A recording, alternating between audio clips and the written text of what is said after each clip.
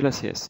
Alors, donc au niveau du dossier patient, rien de très nouveau, si ce n'est une option de numérisation, mais qui n'a rien à voir avec notre formation.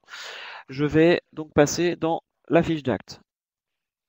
Alors, premier point dans la fiche d'acte, vous avez toujours la possibilité d'utiliser la saisie texte de la même manière que vous l'utiliseriez ou vous l'utilisiez avant. Ça n'a pas changé du tout. Par contre, en graphique, dès qu'on passe en graphique, on voit ici ce qui change, hein. Alors, vous avez le tableau toujours des valeurs, vous avez les différents plans initial, plan actualisé, plan de traitement sur la gauche. Et évidemment, ce qui change, c'est la représentation des dents sur le schéma graphique. Alors, il y a des éléments manquants comme la gencive, les vues occlusales, des choses comme ça. Les développeurs sont en train de travailler dessus, hein, pour pouvoir ajouter ou remettre tout ce qui a été demandé. Alors, ça change pas vraiment donc à ce niveau-là. On va passer en mode saisie tout de suite. Et là, on voit tout de suite la grosse différence. C'est à gauche, en fait, ce panneau latéral ici, toute cette grande zone à côté du schéma. On peut voir qu'on a toujours le schéma, donc ici, en haut, et puis en dessous, la liste des actes saisis.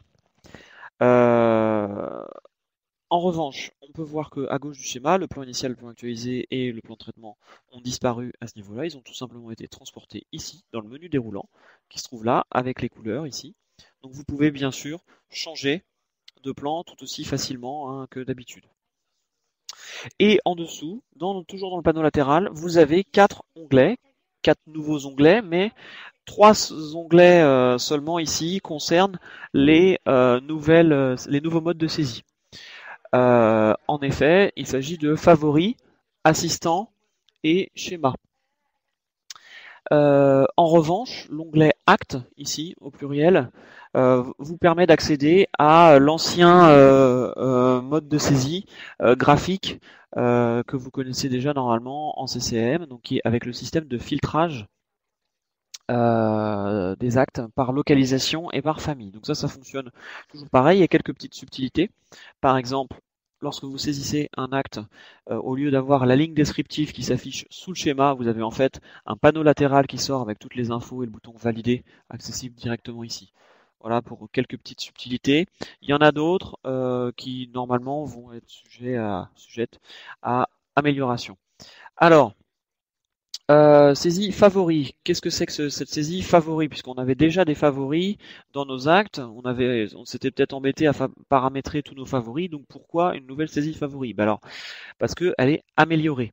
Alors, elle est améliorée, mais en fait, c'est pas votre ancienne saisie qui est améliorée, puisque la saisie que vous avez là, favori, c'est une nouvelle saisie, donc c'est en plus. La volonté de visionnant, c'est jamais d'écraser vos paramètres. C'est pour ça d'ailleurs que vous avez toujours vos actes NGAP qui sont enregistrés dans votre logiciel. Donc vous avez une nouvelle saisie favori, donc ça vous donne en fait finalement accès à des favoris supplémentaires en plus de la famille que vous aviez déjà. Alors il y a deux gros intérêts à cette nouvelle saisie favori, c'est la rapidité d'accès et surtout la rapidité de saisie, c'est ultra rapide. Et puis la possibilité, ce qui n'existait pas avant, de classifier en fait vos favoris en 9 familles personnalisables. Donc ce sont ces 9 onglets que vous avez ici. Alors au départ, ils sont numérotés de 0 à 8 et ils sont en blanc. Et moi, je les ai personnalisés avec des couleurs. On va voir bien sûr comment faire. Et dans chaque onglet, vous avez 12 favoris. Donc en tout, vous avez 9 fois 12 favoris en plus, du coup, ce qui devrait de toute façon être largement suffisant tout seul.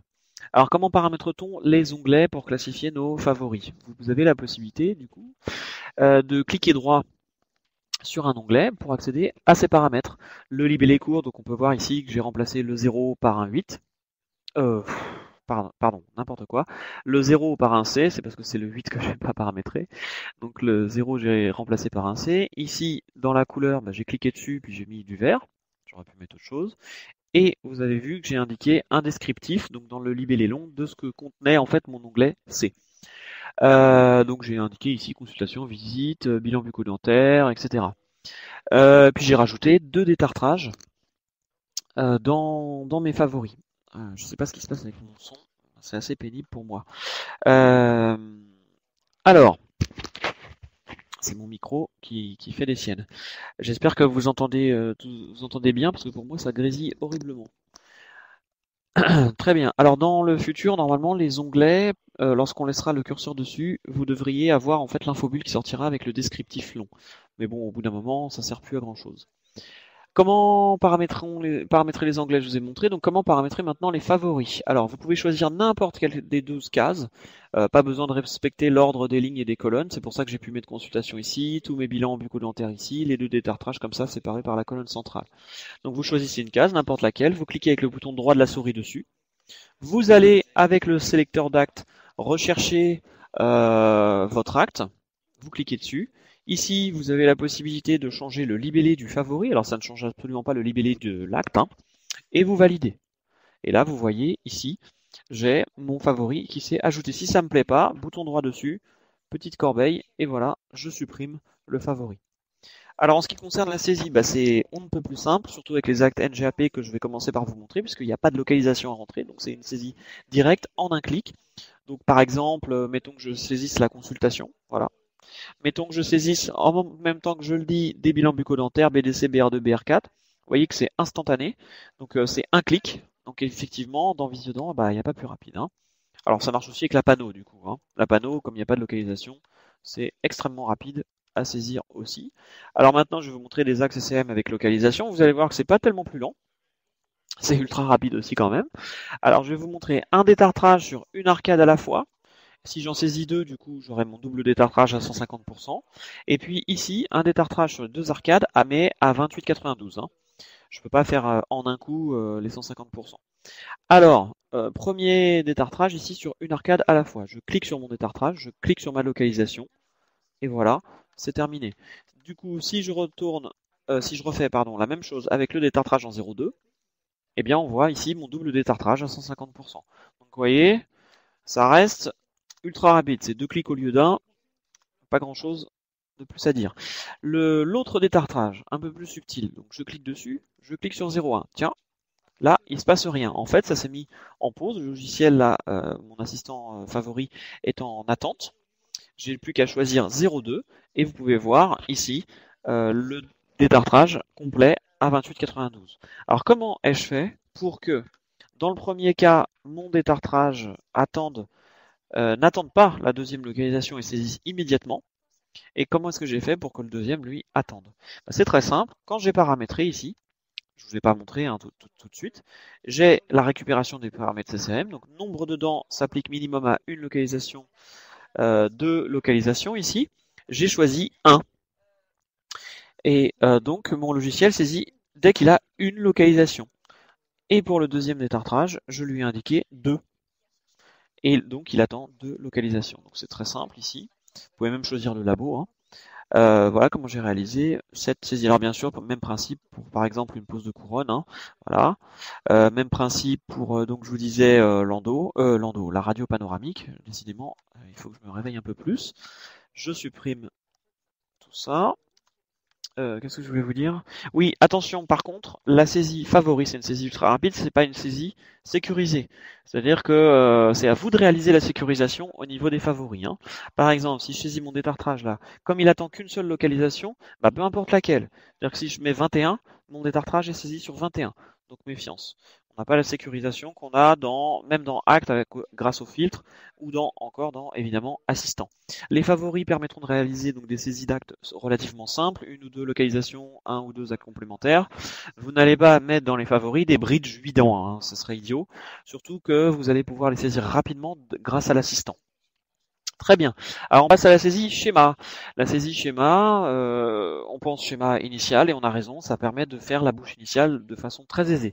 Mais ça va un petit peu plus loin que ça en fait parce qu'on peut saisir dans n'importe quel plan, n'importe quelle représentation graphique, préparamétrée ou non, et ça n'apparaîtra pas en facturation. Donc deux façons de saisir, soit avec les représentations graphiques préparamétrées, soit avec les représentations graphiques récupérées dans les actes que vous avez dans votre base. Par exemple, l'HBLD 036, on verra ça bien sûr.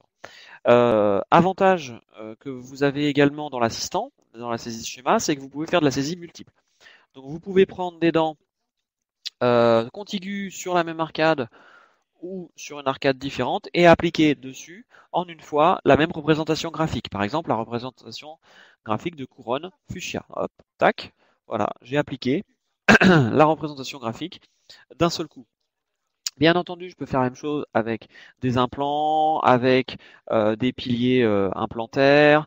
Je peux rajouter une couronne. Alors si la couleur de le fuchsia me plaît pas pour la couronne sur implant ici, eh bien je clique sur le petit rectangle qui se trouve sous la couronne et je vais par exemple mettre du orange. Et du coup maintenant je peux appliquer ici la couronne orange. Donc je peux mixer bien sûr les couleurs. Je peux changer autant de fois que je veux dans la même saisie, hein. Il n'y a aucun problème. Voilà. Alors j'ai la possibilité de représenter des inlays corps, des faces. Voilà. Hop. Je peux également faire des tenons, des canaux. Hop, hop, hop, hop. Voilà, j'essaie de faire vite. Des représentations de dents absentes, des crochets. Hop, des racines. Voilà. Alors attention, l'ordre dans lequel vous saisissez vos représentations graphiques a une importance. Par exemple, quand j'ai saisi tout à l'heure implant, pilier implantaire, couronne, j'aurais pu saisir la couronne d'abord, le pilier implantaire et l'implant ensuite. Mais du coup, l'implant se serait retrouvé par-dessus le pilier implantaire, lui-même par-dessus la couronne. Donc méfiez-vous pour des raisons de cohérence, on va dire, et de beauté du schéma. Il vaut mieux saisir dans l'ordre dans lequel vous réalisez en fait finalement les actes en fait, hein. Par exemple, ici, admettons que je mette un implant, et puis dessus, je décide de remettre la dent complète. On voit l'implant en dessous, la dent complète, donc c'est moche. Donc si on a fait ce genre d'erreur, évidemment, on peut corriger. Donc ici, en dessous, je vais pouvoir retrouver le libellé de mes représentations graphiques pures. Donc ici, initial catégorie, ça c'est pour dire, voilà, c'est toujours la représentation graphique pure. Et à la fin, ce que ça représente. Donc coiffe, implant, attachement implantaire, etc. Donc si je veux supprimer le dernier implant que j'ai saisi, hop, hop, et voilà. Donc du coup, sur la représentation graphique, j'ai ma dent complète, jolie, sans l'implant derrière. Ce qui faisait bizarre. Alors je vais faire un peu le ménage. Hop, alors je peux bien sûr supprimer dans le désordre.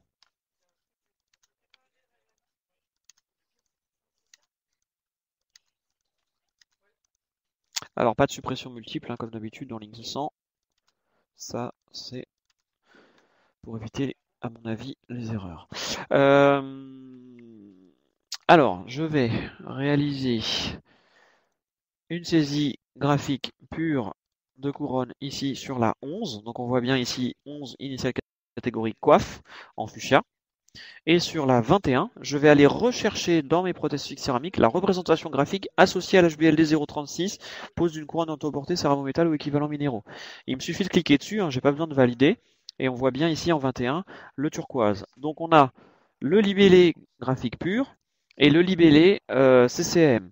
Pour autant, je suis dans plan actuel, je fais fin de saisie, je vais dans honoraires, c'est vide. Je ne peux pas facturer, réaliser des feuilles de soins avec le schéma. C'est uniquement pour les représentations graphiques, notamment les dents absentes. Et je vais vous montrer justement une saisie de dents absentes pour la suite, hein. Alors comment est-ce qu'on fait aussi dans le schéma pour saisir, pour sélectionner les dents? On peut également utiliser la saisie au lasso. Donc je peux encadrer les dents pour avoir une saisie au lasso, ou alors prendre juste les couronnes comme ça et faire comme une ligne ici. Donc là j'ai pris les trois dents qui sont là et j'applique dessus la représentation dents absentes. Donc souvenez-vous que sur 32 à 34, j'ai appliqué la représentation graphique pure dents absentes parce que ça va nous servir pour la suite. Alors dernier point que je vais vous donner dans le schéma, la possibilité de retrouver les anciennes options qui étaient accessibles dans la mise en place. Alors c'était un peu compliqué, il y avait des menus et des sous-menus, il fallait pas se tromper quand on voulait enregistrer notre travail, il fallait bien faire fin de saisie et par retour, sinon il fallait tout recommencer. Ici c'est directement accessible par le bouton bleu qui se trouve ici. Et c'est très simple, c'est intuitif. Donc par exemple, si je veux gérer la mobilité, je clique sur mobilité, ça y est, j'y suis en fait, c'est un clic. On voit les boutons rouges et verts là qui apparaissent pour annuler ou pour sauvegarder. Il faut vraiment, voilà, on peut pas se tromper. Et donc ensuite, je peux gérer la translation des dents avec la racine, la rotation avec la couronne, Si ça me plaît pas, je fais annuler. Voilà, donc pas plus compliqué que ça. L'état des dents pour faire des bouches mixtes, attention, surtout pas pour faire des dents absentes, hein, puisqu'on a la représentation de dents absentes. Donc ça, c'est vraiment uniquement les bouches mixtes, hein, pas les dents absentes et pas les dents surnuméraires ou des choses comme ça. C'est vraiment juste pour les mélanger les dents adultes et les dents enfants. Alors bien sûr, vous pouvez faire l'inverse en étant en schéma enfant, inclure les dents adultes, hein, bien sûr. Et justement, il faut du coup pouvoir switcher de adulte à enfant. Et donc ça fait un clic ici, enfant. Voilà, donc ça me permet de vous montrer le schéma enfant. Et puis, bien sûr, le nuancier. Donc le nuancier, vous cliquez sur la couleur à droite ici et vous appliquez sur chacune des dents que vous voulez, dont vous voulez modifier la couleur. Attention, dans la saisie, dans le nuancier, vous n'avez pas la saisie au lasso. Voilà, et si ça vous plaît, vous enregistrez, si ça vous plaît pas, bouton rouge. Très bien, on va passer enfin à la saisie assistant. Alors, on note tout de suite la différence avec les autres, c'est ce panneau latéral gauche toujours. On peut voir ces grands rectangles de couleurs, ces 4 grands rectangles de couleurs, donc il n'y en a pas beaucoup justement, il n'y en a que 4. Ce sont simplement, quand on regarde vraiment même légèrement, on voit que ce sont des grandes familles d'actes. Quand on regarde un petit peu plus précisément, on se rend compte que les sous-familles qui sont contenues à l'intérieur sont simples, sont parlantes, hein, obturation, prophylaxie, extraction. On n'a pas avulsion d'une dent sur arcade plus alvéolectomie, etc., etc. C'est très simple. Et en fait, le simple fait de regarder ici dans ces grands carrés et de sélectionner notre sous-famille, eh ben, on réalise un filtre en fait. Alors, je vais vous montrer plusieurs saisies. Je vais commencer avec la couronne, ensuite on verra le bridge, ensuite 2 aspects du logiciel avec des extractions et des obturations. Alors, les couronnes, bah justement, quand j'ai choisi prothèse fixe, j'ai un panneau qui s'est ouvert et il me demande quel type de prothèse. Et je choisis couronne. Donc j'impose à mon logiciel en fait de faire de la couronne. J'aurais pu lui imposer de faire du bridge ou des facettes. Le fait de lui imposer ça, ça va me permettre de réaliser également dans l'assistant de la saisie multiple. Donc enfin, vous allez pouvoir saisir plusieurs couronnes d'un seul coup. Sans que ce soit du bridge, sans que le logiciel vous empêche en fait, vous dise non, le filtrage ne correspond pas, les localisations ne correspondent pas. Donc du coup, pareil, peu importe le nombre de localisations que je vais choisir ici, peu importe si c'est contigu, non contigu sur la même arcade ou pas, je vais pouvoir sélectionner autant de dents que de couronnes. Au fur et à mesure que je sélectionne à droite les couronnes, ça s'empile à gauche dans le menu latéral. Si je désélectionne, bien entendu, les couronnes disparaissent au fur et à mesure. Je peux également, dans le panneau latéral, cliquer sur les croix rouges pour enlever la sélection à droite. Hein. Voilà, hop, hop, hop. Alors, je choisis mes couronnes. Ensuite, il faut que je vous dise quelque chose. Alors, quand je vous ai dit tout à l'heure pour les favoris hein, qu'on n'écrasait pas vos paramètres. C'est le même cas avec l'assistant. L'assistant n'écrase pas vos paramètres. Par contre, il n'est pas capable de récupérer tous vos paramètres. Pourquoi? Parce que la saisie assistant, c'est une saisie sécurisée. Saisie sécurisée par rapport à la CCAM, donc par rapport aux actes officiels. Ainsi, si vous avez dupliqué vos actes, ce qui arrive, ce qui a certainement dû arriver d'ailleurs, si vous avez dupliqué vos actes et que vous avez mis des tarifs dedans, mais pas dans les actes de base, bah, l'assistant n'est pas capable de récupérer ces tarifs. Il récupère les tarifs des actes de base. Donc du coup, de toute façon, vous aurez certainement quelques actes à paramétrer.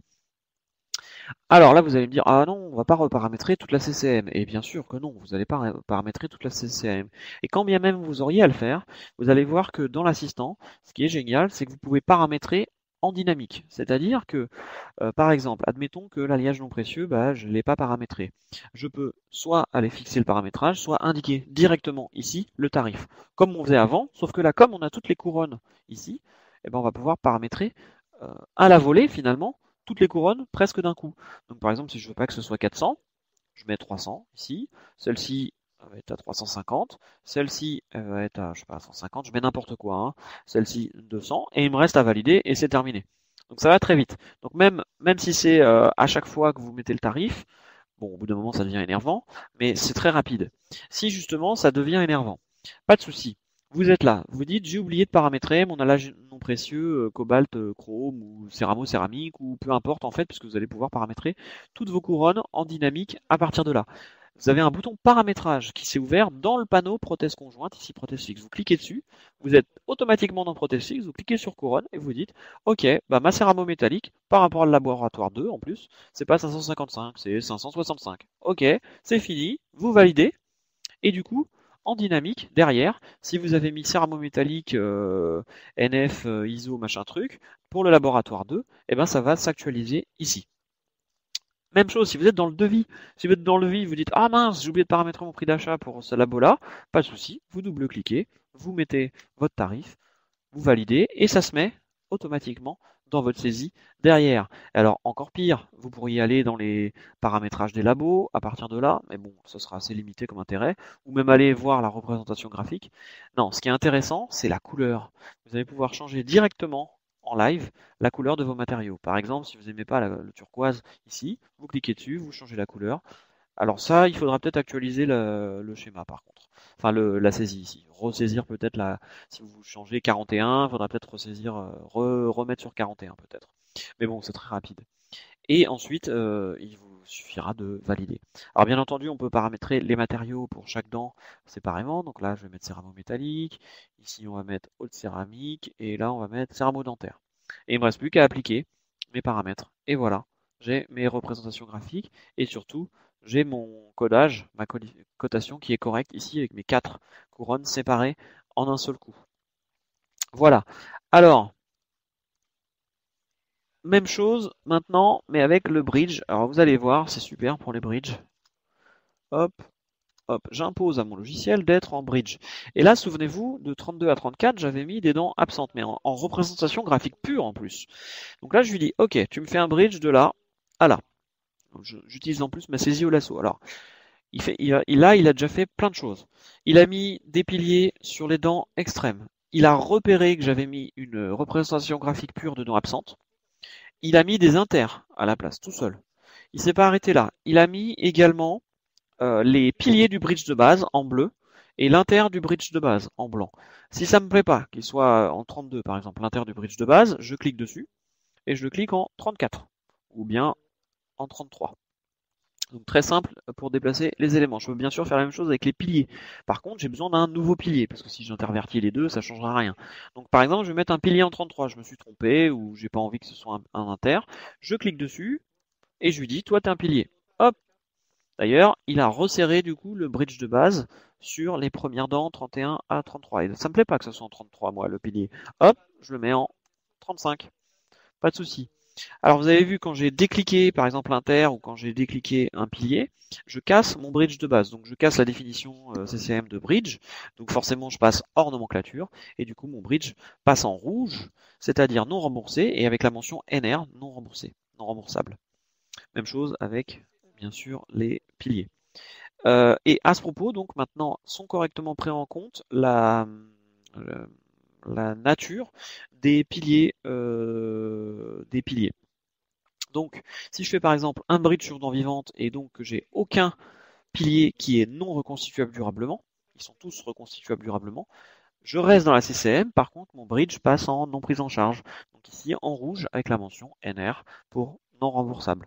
Et bien entendu, à partir du moment où j'en reclique un du bridge de base, forcément, mon bridge repasse en vert, remboursable avec la mention ED pour entente directe. Hop. Euh, Ensuite, je peux évidemment choisir mes matériaux dent par dent, mais je peux également l'appliquer sur tout le bridge, puisqu'en général c'est ça d'ailleurs, hein. Donc là, je vais lui dire, je lui dis applique ce matériau à toutes les dents, je choisis céramo-métallique et je valide. Et vous voyez ici, tout est passé en turquoise. Il ne me resterait plus qu'à valider. Alors avant de valider, je vais vous montrer quelque chose.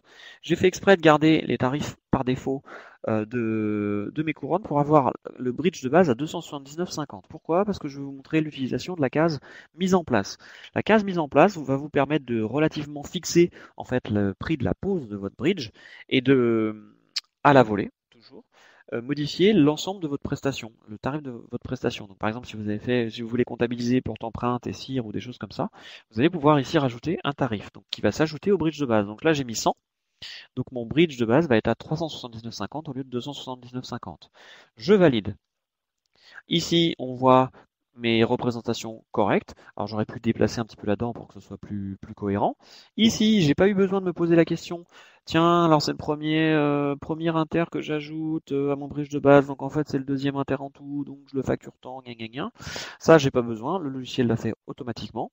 Et on voit ici mon bridge de base à 379,50 au lieu de 279,50. Alors je vais maintenant vous montrer deux aspects de l'assistant. Je vais essayer de faire vite parce qu'il reste pas beaucoup de temps.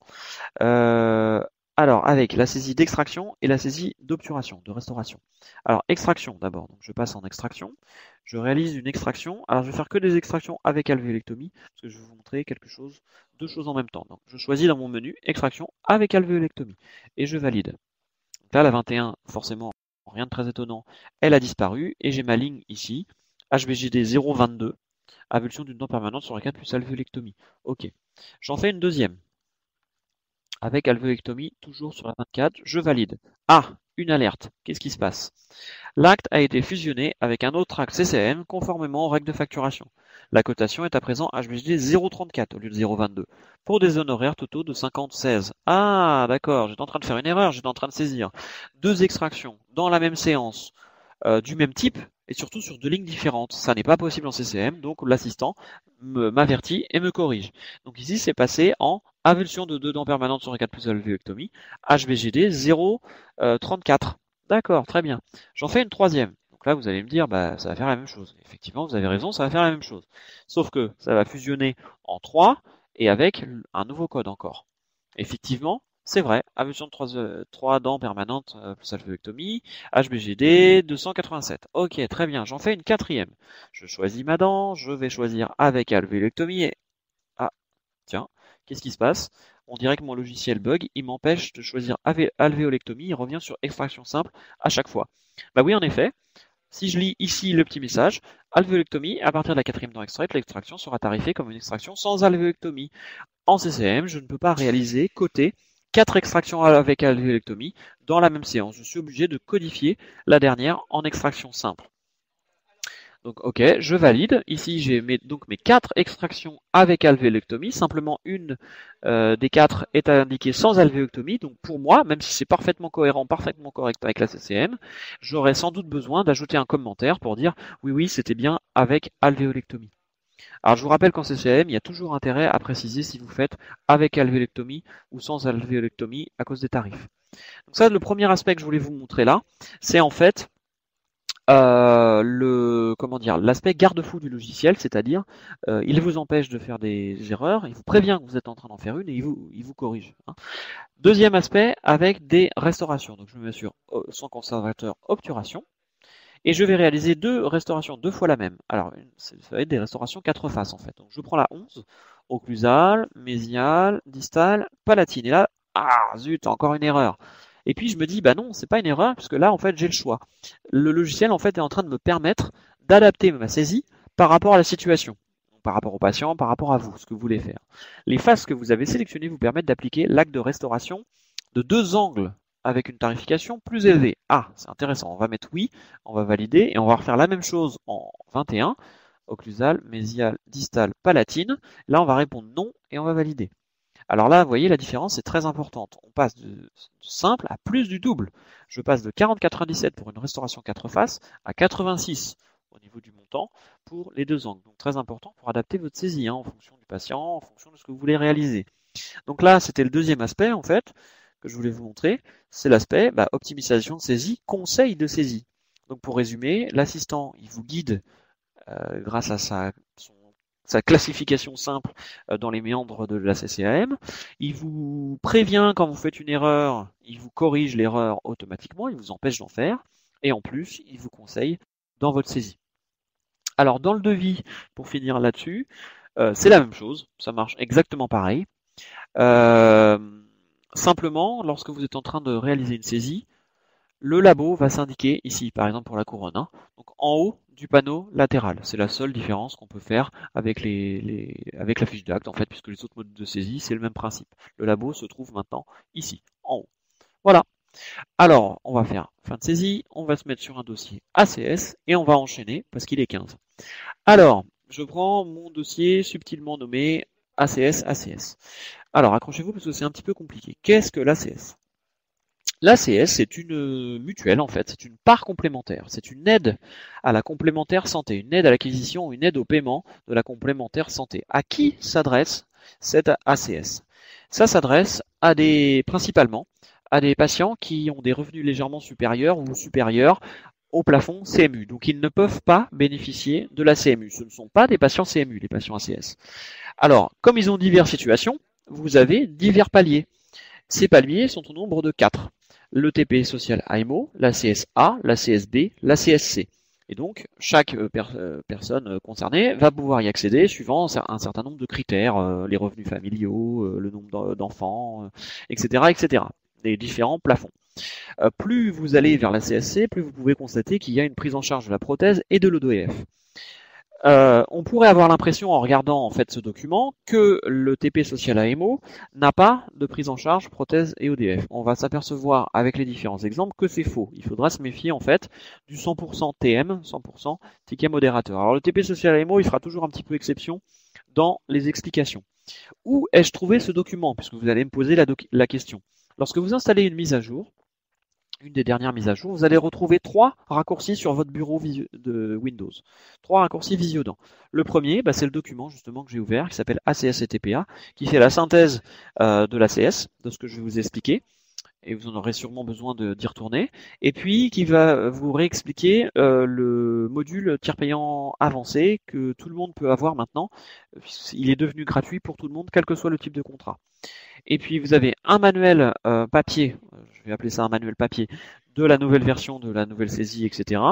Ainsi qu'une vidéo que vous pouvez lancer sur un poste où vous avez un lecteur vidéo et du son, qui vous représente en 13 minutes les différents éléments de l'assistant. Donc comme je viens de vous faire, mais en plus court et peut-être avec d'autres exemples. Donc ça peut vous permettre de vous rafraîchir la mémoire.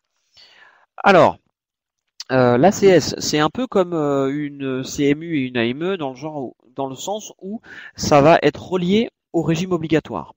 Alors, du coup, dans le régime obligatoire, on a des nouveautés en quelque sorte. C'est pas grand-chose, hein, mais vous allez voir, ça va être compliqué en fait.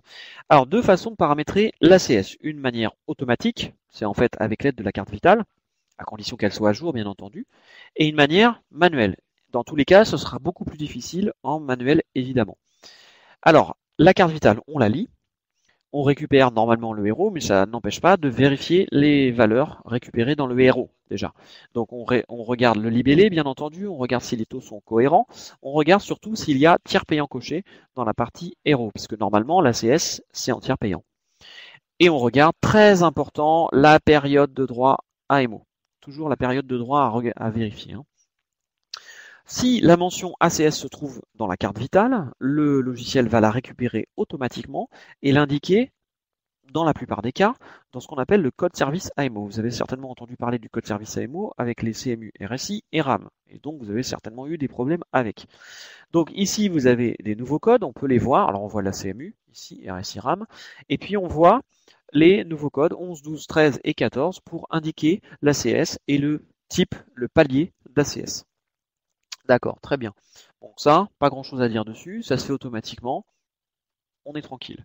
Maintenant, en manuel, on n'a pas la carte vitale ou la carte vitale n'est pas à jour, on a juste l'attestation. Donc il faut indiquer le héros manuellement en vérifiant toutes les valeurs et on va vouloir indiquer manuellement l'ACS. Sauf que, attention, surtout en ACS, on ne touche jamais manuellement au code service AMO. On aurait pu éventuellement l'envisager pour CMU, RSI et RAM, mais avec l'ACS, c'est non. Alors, on a donc besoin d'un endroit dans la partie héros pour indiquer l'ACS.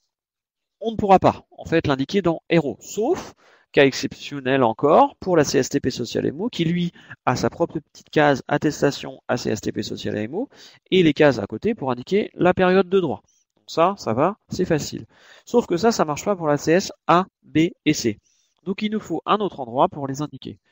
Et ça va être dans mutuelle mode FSE. Ici, vous allez retrouver maintenant 3 nouvelles mutuelles, la CSA, la CSB, la CSC.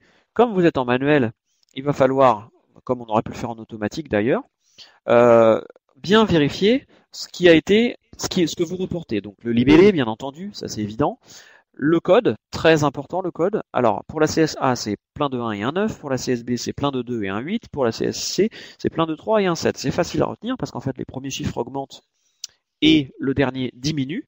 Et un petit moyen mnémotechnique très simple, c'est A1, B2, C3. Vous allez voir, on reconnaît très facilement ces ACS. Vous verrez dans les exemples, enfin dans l'exemple surtout, à la fin. On va regarder si les taux sont cohérents. On va pas regarder s'ils sont justes. On va regarder simplement s'ils sont cohérents. Souvenez-vous, tout à l'heure, je vous ai montré que la CSA bénéficiait normalement de 125% de prise en charge prothèse. Et puis là, on voit 100%. On pourrait s'inquiéter, c'est pas la peine de s'inquiéter. 100, 0, c'est normal. On verra qu'en fait, tout va se contrôler avec la facturation, avec le module Sésame Vital. On vérifie que la base de calcul, c'est le tarif de convention. On vérifie qu'on a taux du régime obligatoire inclus. De même, on ne s'inquiétera pas d'avoir tiers payant qui est non coché et en plus grisé, puisque de même que pour les taux, c'est Sésame Vital qui va faire ce contrôle. Par contre, très important, hein, la période de droit ici à vérifier. Donc là, c'était en manuel, et on va dire que dans l'ensemble, pour indiquer l'ACS, ça va encore, c'est pas encore le pire. On va augmenter d'un cran la difficulté maintenant en parlant d'une particularité des dossiers ACS. Alors, une particularité, la grosse particularité des dossiers ACS, c'est finalement que ces patients peuvent bénéficier, peuvent souscrire à une mutuelle secondaire, comme si ça suffisait pas. Alors, cette mutuelle secondaire, en fait, elle ne fonctionne pas, elle n'est pas supplémentaire, elle ne se combine pas à l'ACS, d'accord ? Elle n'est pas supplémentaire, vous ne pouvez pas additionner les deux. Par exemple, prendre les 125% de l'ACS A et l'additionner à 200% d'une prothèse externe. Ça ferait 325%. Ça ne marche pas comme ça. Ce sont deux mutuelles qui fonctionnent en parallèle. En parallèle, ça veut dire qu'en fait, on va choisir sur quoi on facture.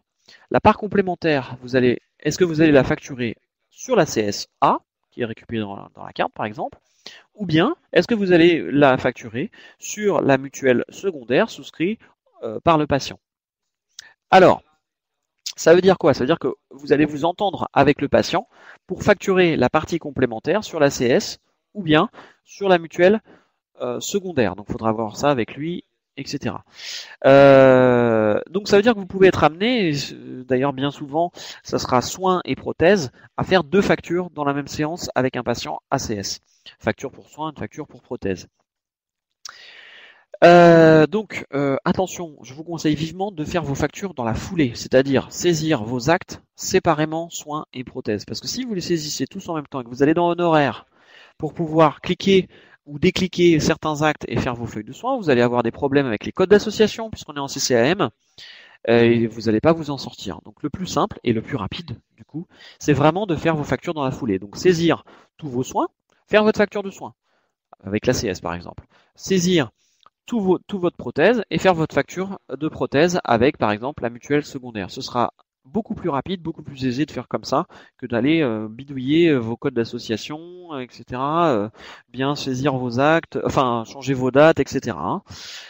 Ok, alors pour pouvoir facturer, il faut quand même paramétrer cette mutuelle secondaire à un moment donné.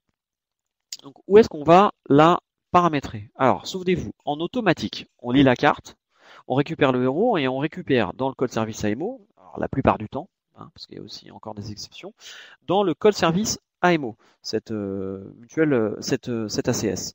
Donc si on le récupère dans le code service AMO en automatique, on a de la place dans mutuelle pour aller mettre une autre mutuelle, donc la mutuelle secondaire.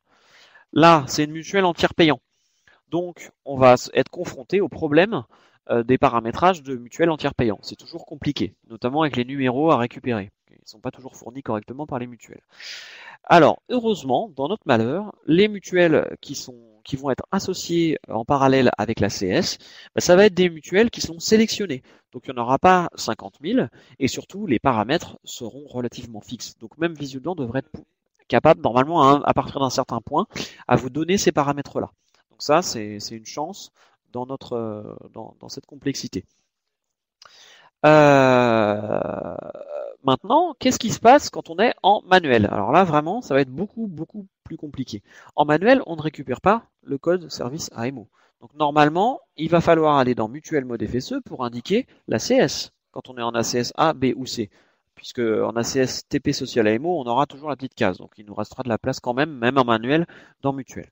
Donc le problème se pose pour ABC. Donc par exemple, on va mettre ACS A, mais du coup, on ne peut plus mettre la mutuelle secondaire. On a besoin d'un emplacement supplémentaire. Alors, on pourrait imaginer que c'est dans régime complémentaire 2, mais cette fenêtre ne fonctionne pas, on va l'oublier. Non, on va devoir aller dans mutuelle mode DRE.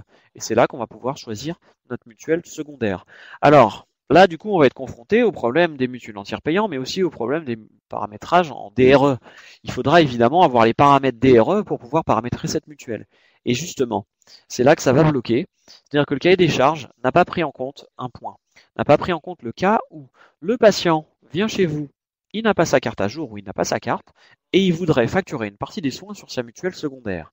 Sauf que cette mutuelle secondaire, elle est en FSE, elle n'est pas en DRE. Et là, donc, vous ne pourrez pas le faire. Donc, vous ne pourrez pas le faire électroniquement, mais vous ne pourrez même pas le faire sur une feuille papier à partir du logiciel, puisque vous ne pourrez pas la rentrer.